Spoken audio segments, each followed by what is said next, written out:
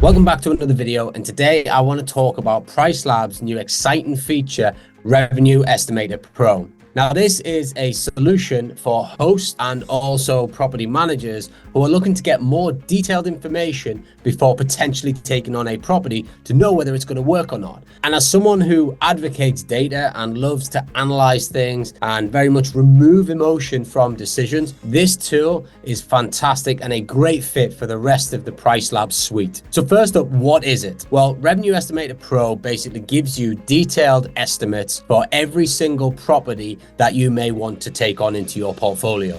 Whether you're looking at properties in your local area, or maybe you're looking to expand to a new area and you're unfamiliar with that territory, the data that's driven from the Revenue Estimator Pro is going to give you some key insights to make strategic, non-emotional logic decisions, which could save you tens, if not hundreds of thousands in making a bad mistake. Because we all know as property investors, we take risks every single time we take a new property on. So what we want to do is minimize that risk as much as possible. And a tool like this is going to certainly help you achieve that. So the tool kind of fits two different types of people. One, property investors. So you're investing your own money. You want to limit the risks. You want to make sure that it's going to work out the gate and you're not going to be losing money. And two, property managers who are advising clients whether they should or shouldn't operate as a short-term rental in their area and being able to give them some guided data for them to make an educated decision on whether they want to do it or not. Both elements are designed to help reduce risk and help you pick the right properties in your area to maximize your profitability. So before we dive in and have a look around, I just want to go over some of the key features and benefits of this amazing new tool. First up is the instant comprehensive analysis for the short-term rental industry. By just putting in an address, it gives you an abundance of data that you can then decipher and decide whether you do or do not want to take this property on. By using this tool, it bypasses the need to do the old school manual research, which I've talked about on many of my videos before, and was how I first started getting into this game. I knew no different. I did not have these type of tools. So I would go through lots of Airbnb listings. I would look at what their average daily rate is. I would look at how much their calendars are booked. I would see what their reviews look like. I'd see how often they were getting reviews to see how often they were booked. And I had to do this on multiple listings, which, as you can imagine, was very time consuming. Now, with this tool, all I have to do is put an address in, change some of the filters, which again, I'm going to come on to when we go through the walkthrough, and it will give me an estimated figure, which is data driven from hundreds of thousands of data points to be able to give a very, very accurate estimate of how that property is going to perform on average. Now, every property is different and unique. There's no doubt about it. The way that one person fits it out compared to somebody else is going to drive a different result. The way that one host operates compared to another host is going to drive a different result. However, on average, this tool will give you a base level for how that property is more than likely going to operate and what revenue it's going to bring in per year. As well as the actual revenue per year, it's going to give us average daily rates, occupancy trends, and also look at the seasonal trends of that property in that specific location. Again, these are really important to help you with when you might take a property on, how you might need to manage your cash flow, and also what you can expect when you're running your properties on a daily basis in terms of the income coming in, to be able to then tweak and play around with it and decide what strategy you need to implement ongoing once that property is live. But as I always say, the money is not made in the exit strategy, i.e. once the property is set up. The money is made in the purchasing strategy or the acquisition strategy. Before we take a property on, we must know to the highest possible percentage how well that property is going to work and if it's going to be profitable for us. And if we look at it from this basis and get everything right at the beginning, the chances are our portfolio is going to be a lot more successful. One of the mistakes I make is people follow the herd. They see somebody else get a 2-bed apartment, for example, in a certain location. They don't really dig into the data or research the analytics and what's going on in that area, and they just go and invest in it. And then it doesn't work. And they wonder why. Just because somebody else has a property in that location doesn't necessarily mean it's going to work. Data with hundreds of thousands of different data points giving us averages is more reliable to base your decision on than just sticking a finger in the air and seeing which direction the wind's blowing. For me, it is fundamental to get the acquisition element of any property strategy correct if you want to make long-term profit. And tools like this make it incredibly easy for us nowadays. I know I wish I had this when I first started. It would have saved me hundreds of hours and possibly helped me avoid losing a lot of money from the properties I did take on, which did not work out, because at the time I was just guessing based on various things that had worked for me. Now let's dive in and have a look around the product, because there are so many more features that I want to go over that are going to be vital to how you use this tool to maximize your profitability. So once you're logged in, you simply come to the market research and go to Revenue Estimator Pro, and then you create a new estimate.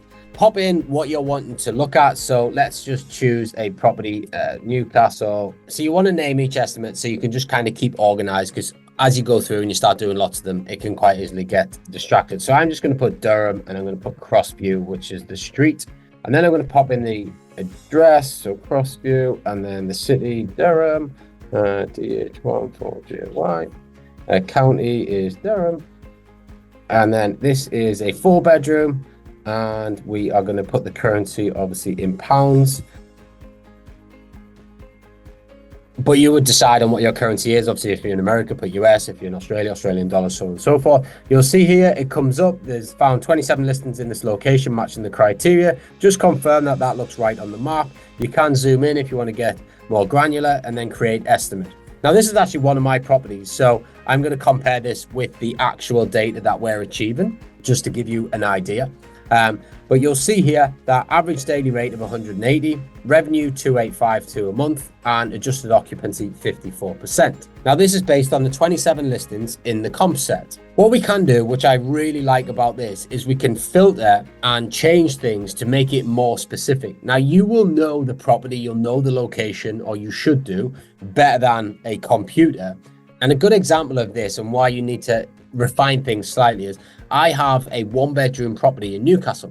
Now it's about 500 meters from the Great North Run start line. So in September, the pricing tools will say that, yes, that's a peak time for Newcastle because the Great North runs on, and it happens every year. It's one of the largest half marathons in the world. But what that does not know is how far my property is away from the start line. So I know that a keen runner who wants to conserve energy to maybe get a personal best, or they may be competing at a high level in the run, will want to minimize the stress and time it takes them to get to that start line. Every single year I boosted the rate on that property versus what the pricing tools told me. Now, it's not the pricing tools' fault. They can't really go that granular. That is something that I know goes on, and I'm looking at that ideal person that I know is going to be staying there, and that budget isn't really a factor for them. So I whack my price up miles over what the recommended base rate is, and I get booked. So what I like about this tool is you can go this filter and refine. And there's many things that we can do with it. We can select which ones we feel are relevant or not relevant. You can actually, if you really want, we can draw on here and bring more options into the search. And you can easily get rid of that by just clicking clear table selection. We can go to advanced filters, and this is where I think it gets really clever. So how many bathrooms has this property got? Now, every property is different. Now, I know that we've got 2 bathrooms in this property. We can sleep 10 guests.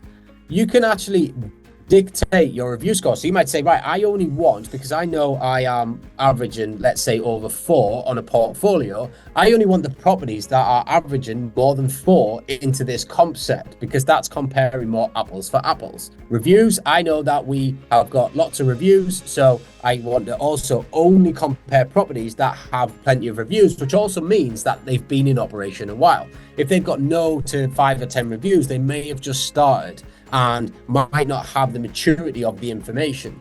And then you can kind of go through minimum stay. So for me, I have like a 3-night minimum stay. So I only want to compare with 3-night minimum stays, and then so on and so forth. You can go through and tweak this. And this is what is really, really good about what we're doing. We also then look at amenities. So what amenities have we got in there? And you can figure all that out to how you are running your properties, and then simply click apply filter. And what that will then do is change the data and only pull into the comp sets what we have picked. Now you'll see here that it's actually brought in no comps. So what we'd have to do is go back, clear selection, and then run the data again. So this time around, I'm not going to choose as many things. I'm going to just boost up that review score and then apply filter.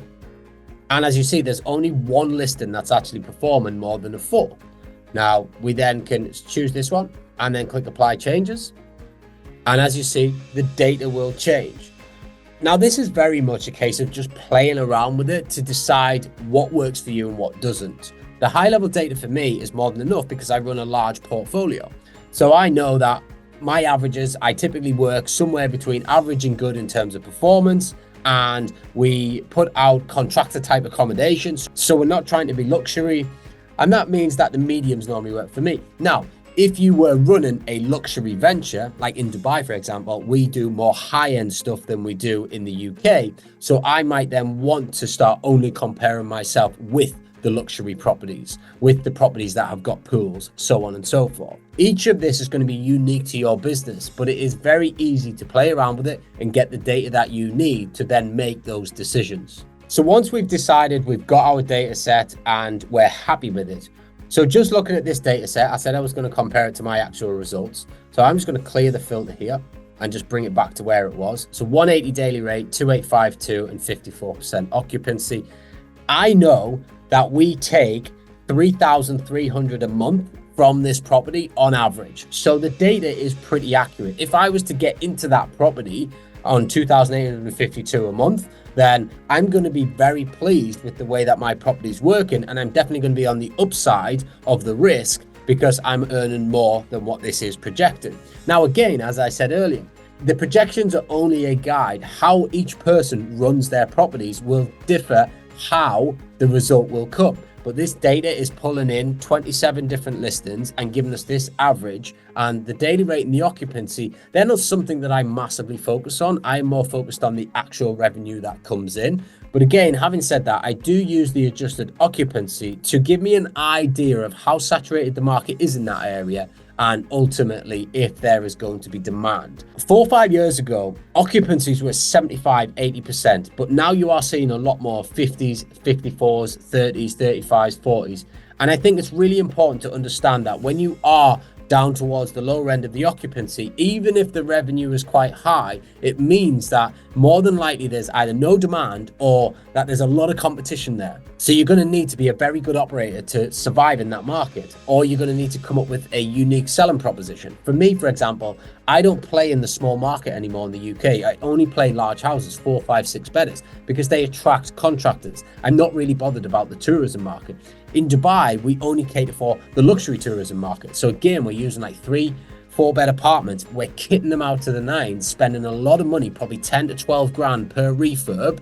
And that is attracting a certain individual, a certain family who need luxury accommodation. We're not really bothering with the lower end expat market, although I did initially. So it's kind of working out where you want to play and then trusting the data to be able to then make those strategic decisions. As a property manager, you can then use this to give to your potential client to let them know what roughly you think you're going to be able to achieve. I used to run this on a spreadsheet and my team used to put the figures in and then we used to just ping it out to them. But this, you just simply click download and you can download PDF or download CSV. And within a few seconds, you're going to have that. We just go to downloads here, revenue estimate. And again, we've got that information there to send over to our client. And I like the way that it does say it's powered by PriceLabs. I think any third party information that a property manager can present to their clients makes it more real. A spreadsheet, for me, anybody can put numbers on, and you could put an accompanying spreadsheet together with this. But I think any third party would help back up that and get it over to the client. You can insert your logo here as well by just simply putting it into the system. As it says here, go to profile and settings and then just add in your logo just to make it a bit nicer, which I would definitely advocate doing. And again, if you want to just put in contact details for the PDF, then you can do that as well if you want them to be different from your standard settings. So all in all, I think this tool is A great competitor to someone like Airbnb, who have been on the market for a while. PriceLabs, I have used personally for my pricing since day one, and I think it's an incredible tool, and I'm going to be digging more into some of the other features that they do offer. But this Revenue Estimator Pro is one of their newest features, and I think it is a great tool and a great bolt-on for those that are already using PriceLabs or maybe thinking about switching to PriceLabs from one of the other tools. Very, very easy to use. I think the comp sets are great, and I really like the advanced filters to be able to narrow down who you're actually competing against, because one property can be used for many different purposes in the same location. And because you know how you're running your portfolio, you can then decide on the filters that you need to make that data as accurate as possible for your individual portfolio. That's it for today. I hope you found this helpful. Please don't forget to like, share, and comment. And if you do have any questions, just pop them in the comments and I'll be happy to answer them. Until the next video, take care.